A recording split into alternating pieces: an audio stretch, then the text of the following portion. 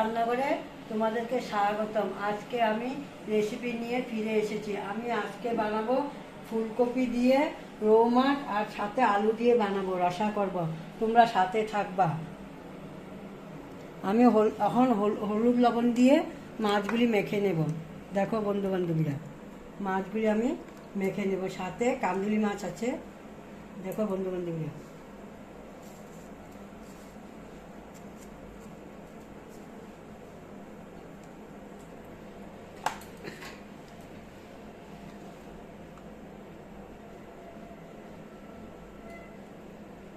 আমি এখন মাছগুলি মেখে নেব।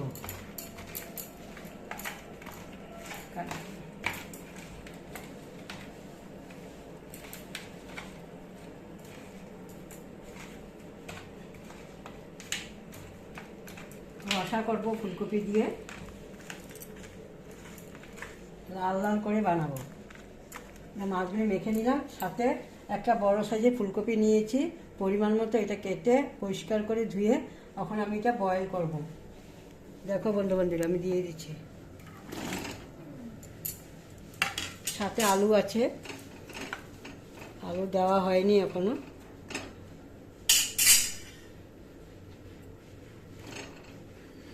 দেখো বন্ধু বান্ধবীরা, আমি এখানে অল্প নুন হলুদ দিয়ে দেবো।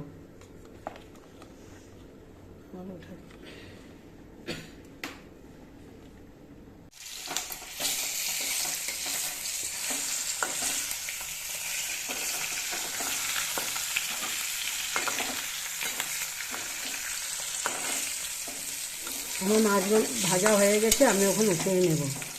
দেখো বন্ধু বান্ধবীরা, মাছগুলি আমি এখন ভেজে নিলাম, উঠিয়ে নিলাম। এখন আমি ফুলকপি ভেজে নেব।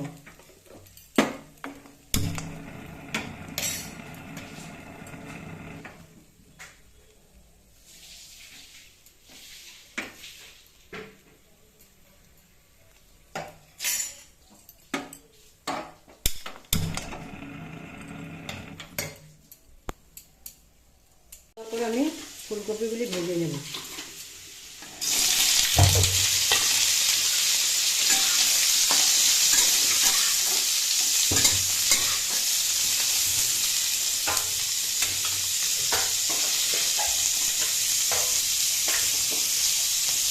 হলুদ গুঁড়ো দিয়ে দিই পরিমাণ মতো।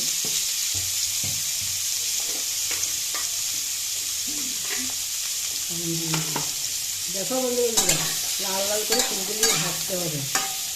আলু দিয়ে ফুলকপি দিয়ে রৌ মাছের রসা হবে লাল লাল করে। তোমরা সবাই এসে যাবে কোনটা রান্না করে। ফুলকপি ভাজা হয়ে গেছে, আমি এখন উঠিয়ে নেব। দেখো, ফুলকপি না ভাজলে ভালো লাগে না।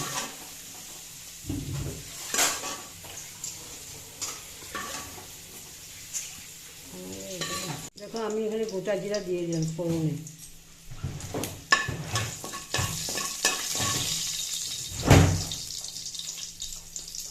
এই যে আলু দিয়ে দিলাম।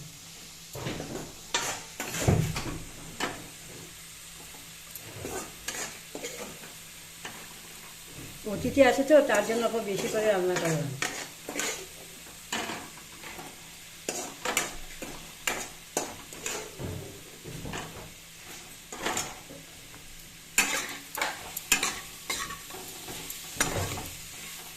এখন দিয়ে দিলাম।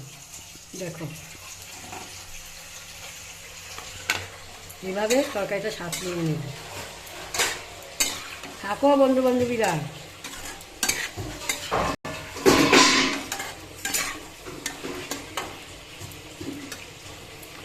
পরিমাণ মতো লবণ দিয়ে দেবো।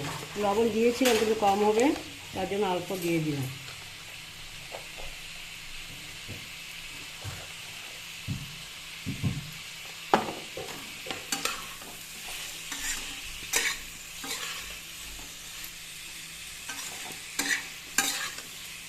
এভাবে তরকারিটা সাঁতলিয়ে নেব।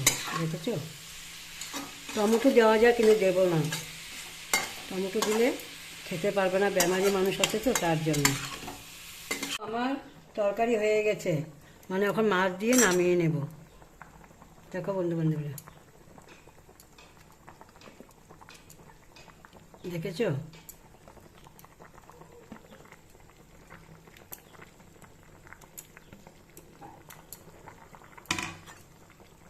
দেখো বন্ধু বন্ধু, এখন আমি একটু জাল দিয়ে তারপর নেমিয়ে নেব।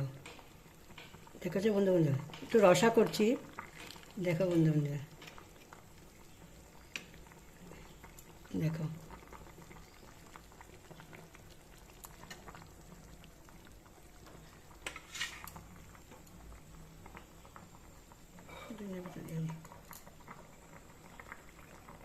বন্ধু বন্ধু, দেখো আমি ধনিয়া পাতা দিয়ে দিলাম। ঠান্ডা দিন ধনিয়া পাতা দিলে খুব ভালো লাগে। নিরামিষ রান্না করলে ফুলকপি আলু ডালনা করলে খুব ভালো লাগে। ধনিয়া পাতা ওটা দিয়ে আর মাছের দরকার হয় না। আমাদের মশলা